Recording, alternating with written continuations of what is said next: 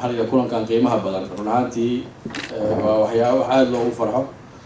ضد Soomaaliyeed intaan la eego kala kooda tashanay ma danaha ummadooda iyo dalkooda in meel la isugu yimaado waxa aad u fiican weey ayla tahay anu kala waxaan jecelnahay inuu noqdo inay sabab hadal waxa la isu sheegay inay noqon la isu qudbeynayo laakiin inuu more discussion inuu noqdo oo maxaa la yiraahdaa wadda sportiga dalka waddanka guud ahaan sidii loo horumarin lahaa anigu qaybtan kaga jirno sportigana sidii loo horumarin lahaa inaan maxaa la yiraahdaa talooyinkiina iyo tusaalooyinkiina inaan naga siisaan وفي عندي ندينا أمانته وفي عندي نليتري لكن سوى على يرى وحكروا على يرى هذا تلنت يتسالين طبعا بعد في عندي كلام يرى لكن سوى حيابي لو بهاي إلها جاجيو لهم مريء حتى إلا يسوي شيء وارشون هاي كل قفك هو قبنا هاي حياب بدن خلادات بدن وكذا عيان هدوس القف كوسنو جينا تذك كلا حل روا وانا إلا يسوي شيء ولا يسوي صح ولا يسوي جاجيو أنت دارنا ماشي وصعيقتها على جد كمرة hadduu qofkii arko ay fiiriyo iga arko iga xishoodo ii sheegin asaan ima sameeynin laakiin kii kale oo meelaha istaag dadku ugu yaro midkaas dhararka madax kula arag yiraahdo kaasna waxba ma sameeynin waa ceebay laakiin sayn maxaa la yiraahdaa si wanaagsan la isugu sheego la yiraahdo meeshan xoogaa ka qaldan yihiin iska hagaaji wax fiican waxa way talada wanaagsan weey marka runaantii aad baan ugu faraxsanahay caaway kulankan inaan la qaybsano in kala soo qayb galno runtii waxaan rajaynaynaa haddii la yiraahdo in hadalladooda inay gaabtaan laakiinse in wada tashiga su'aalahana inay ka yimaadaan wixii la sheegi lahaa waxaan kaliya rabaa in la sheergareeyo waxay tahay kolba waa wada ogsoontiin waddankeena xaaladdu ku sugnaa 22 sano lasoo dhaafay dhibaatooyin fara badan iyo burbur fara badan inuu soo maray khasabada dadka sportiga iyo waxyaabaha la midkaan waxay kamid yihiin burburkaas ayay qayb kamid yihiin waa laga yaabaa dadkii sportiga waqtigaas joogay inay maxaa la yiraahdo u dhabar adeegeen waxyaabo wanaagsan oo badan ay sameeyeen sportiga inuusan u baabi'in sidii waxyaabihii kale hay'adihii kale ama institutionada kale ay soo u baabeen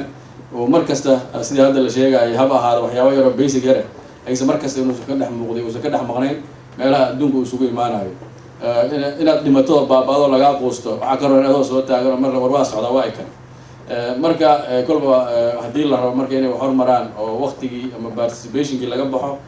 oo la gaaro in maxaa la yiraahdaa loo tartamo competition looga qayb galo waxay u baahan tahay wax guddi kaliya Olympic kaliya u saaran maahan laakiin waxay u baahan tahay collective responsibility oo ka wada dhaxeeyo ummadda oo dhan hadday tahay ama dawladda ha ahaato shacabka ha ahaato dadka diaspora oo ayaga waxyaabo badan lagu tuhmayna ayagu qaybtooda weyn inay ka qaataan marka waxyaabaha hadaan degdeg u kormarkale waxyaabaha ugu muhiimsan aan isleenahay sanadihii lasoo dhaafay marba hadba qayb iyo maxaa la yiraahdaa tabartaada in bay laagtahay waxyaabaha ugu muhiimsan oo aan isleenahay oo la taaban karo guddiga Olombikadu inuu wax qabto marka laga reebo ka qaybgalada tartamada iyo tagistooda in marka ugu horeysa sida la sheegay in sportiga lagu baahayo la gaarsiiyo waddanka oo dhan marka waxaan isleenahay talaabada ugu horeysa waxay tahay at least harto in laga fakaro sportigu inuu waddanka oo dhan u wada gaaro waxaa sameeyay waxa la yiraahdo zonan ama maxaa la yiraahdaa gobolada inta isu dhaw in group looga dhigo zone waxa la yiraahdo ayagu sportigooda halkaas ka maamulaan oo waxaas u sameeyaan tan kale oo ugu muhiimsan waxa waaye in waxaan wali intii soo uusan lahayn Olombikadu ama Soomaalida inta badan lahayn inuu yeesho oo sameesto waxa loo yaqaan strategic plan ama qorshe hawleed waqti yar ilaa 4 sano oo la rabo in maxaa la yiraahdo waxyaabaha muhiimadda ugu muhiimsan leh oo la rabo guddiga Olombikada inuu gaaro ama uu fuliyo waxyaabaha ugu muhiimsan marka waxaasoo kale la muhiimada ama waxa loo yaqaan priorities kala duwan marka inaan marka ugu horeysa priority ugu horeeyo aan saarno maadaama waddanku burbursanaa wax badan ay soo jiray aqoontii dadkii lahaa ay badankooda ay soo baxeen in la dhiso maxaa la yiraahdaa capacity-ga ama aqoonta dadka ka shaqeynaya sportiga ka shaqeynaya hadday tahay dhinaca maamulka ama managementiga hadday tahay hadday tahay dhinaca farsamada oo technicalka hadday tahayba in sida ugu muhiimsan looga faa'iideyn karo in loogu faa'iideeyo marka in dad la soo saaro maxaa la yiraahdaa ama academical u dhisan ama maamulka sportiga qayb fiican ka qaata in dadka macallimiinta sportiga dadka tababaraya coachka iyo waxa la mid ah in ayagana tababaro loo sameeyo sidoo kale in maxaa la yiraahdaa aan ku talagalno inaan qorsheysano anaga wax qorsheysanayso vision kugu jiro oo balan gareynaysid marka in la qorsheeyo loogu talagalo in hadda wixii ka dambeeya marka tartamada laga qayb galayo sida Olympics oo kale in looga qayb galo si nidaamsan oo quality leh oo aan markasta la sugaynin oo la yiraahdo laba qof oo marka aan lahayn wax ku soo qualify garoobo ama ku soo baxay reer laba qof oo sadaqa oo lagu siiyo la yiraahdo wadanka caalamka ha yimaado laakiin laba qof iska keenaysanahay laakiin se dad soo maray reebta soo maray ka soo baxay saas ku soo gudbay in la helo marka quality participation in looga qayb galo tartamada taas marka waxyaabaha ugu muhiimsan aan ka rajaynayno dadka Soomaaliyeed oo hadda jooga dadka qurbaha jooga ayaga wax badan ka qaban kara wadamo badan anaka oo kala asaas dagaal u soo maray oo waxa jira dadkooda qurbuhu kaalinta ay ka qaateen darteed maxaa la yiraahdaa ay sportiga meel fiican ka gaareen Angola oo kala kamid ah iyo wadamo kale oo farbadan dadkooda dibadda jooga ay wax badan sportigooda ay ka hormariyeen tan kale si looga soo bilaabo sportiga meel hoose in waxa la yiraahdaa grassroots ama meesha hoose in la hormariyo oo la soo saaro ama maxaa la yiraahdaa in school sportska in horumar lagu sameeyo si loo helo dhalinyaro yaryar ayagoo yaryar sportiga maxaa la yiraahdaa kusoo biira hadhowna ayagu ama kooxa geli kara ama hadhow qarankiina matali kara laakiin dhalinyarada meel hoose laga soo bilaabo waxyaabaha kale oo muhiimka waxay tahay in sidii loo hagaajin lahaa loo qurxin lahaa image-ka uu leeyahay maxaa la yiraahdaa guddiga Olombikada Soomaaliyeed haddii dadku siday ku arkaan kolba waa la wada ogsoonyahay fulayna xantiisa ma oga dad badan baa waxbaa la sheegaa marka in la muujiyo waxqabadka iyo waxa wanaagsan uu qabanayo dadku say u arkaan si hadhow marka loo helo dadku inay ama taageero ama kula qabtaan waa inaad marka adiga image-kaaga iyo waxqabadkaaga iyo waxtarkaaga wax muuqda oo maxaa la yiraahdaa wax soo jiidanayo inuu yahay بسم الله الرحمن الرحيم عملنا دراوي دليريا من حاجة ناس كسي فدية الكوريسا والسلامة بعد سبورتيا هالكا سبورتيني لبان باي سبورتوا يوم بحيل كوروا كان حريرة يورلي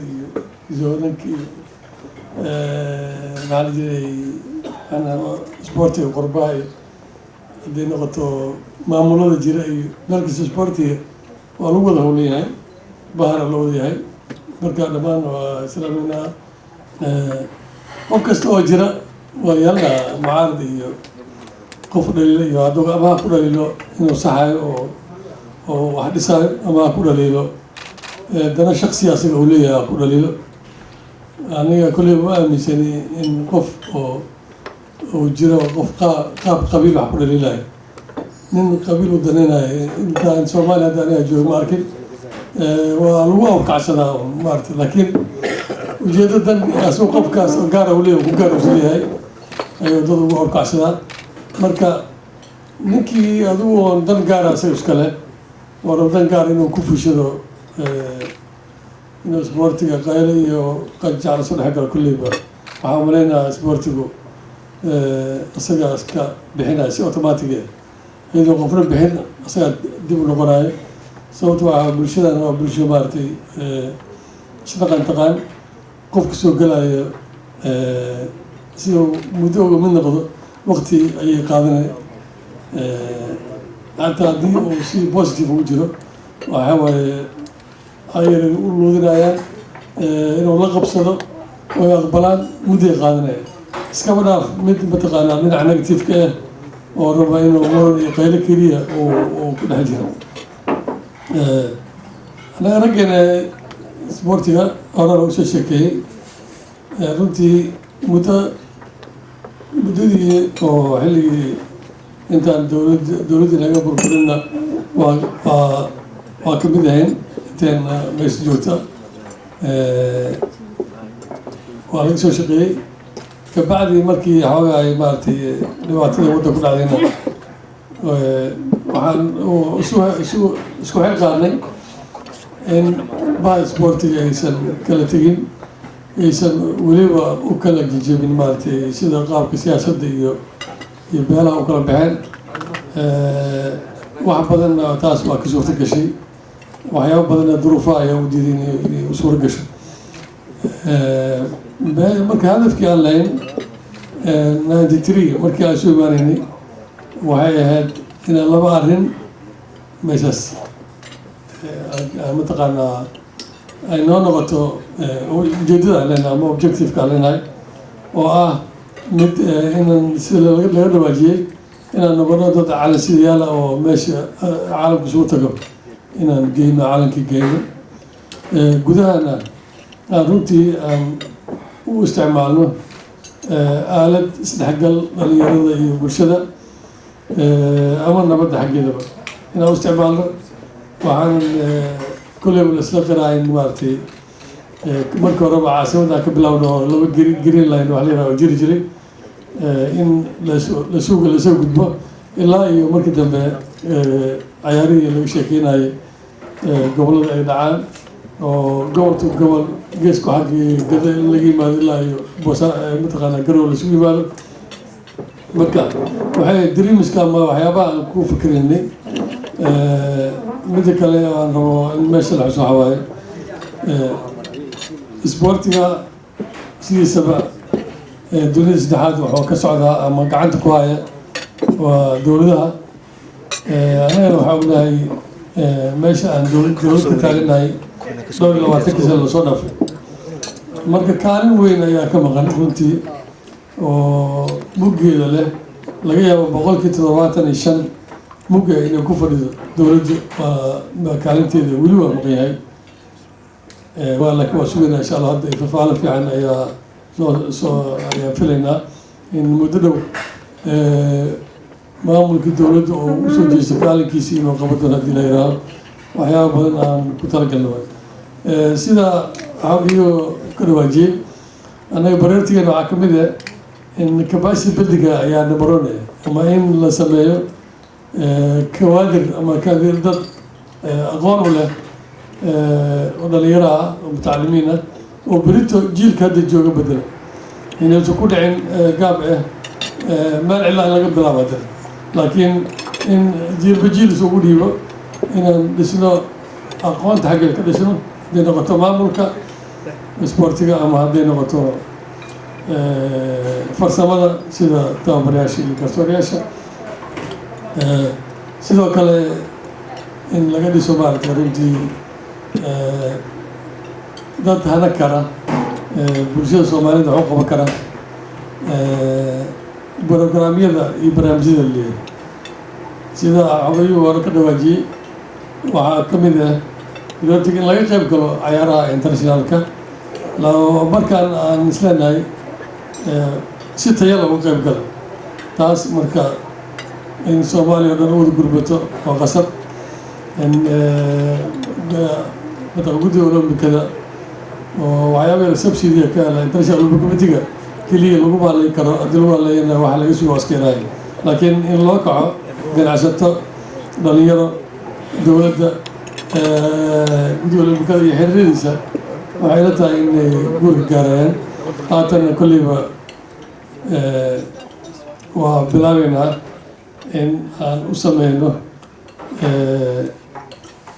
mataqaanaa xafiisyo iyo madax ka soo shaqeysa gudaha iyo dibaddaba insha allahu tacaala marka waana kolleyba waxay kusoo bixi doontaa qoraalada aan soo saara daleeda kusoo bixi doontaa dadka aan u xisaari doono in arrimahaas cusub oo asleenaha magaca kor lagu qaado inay ka shaqeeyaan xiriirada walba ayaga shaqadooda ahayd guddiga olombikada shaqadooda ahayd dowladdana waa u xil saaran tahay haddii la yihahdo inay ka shaqeyso laakiin sida ficilkaa dadka u qabo doona runtii iyadana sida ugu dhaqsiyaa badan waxaan jecelnahay inaan soo saarno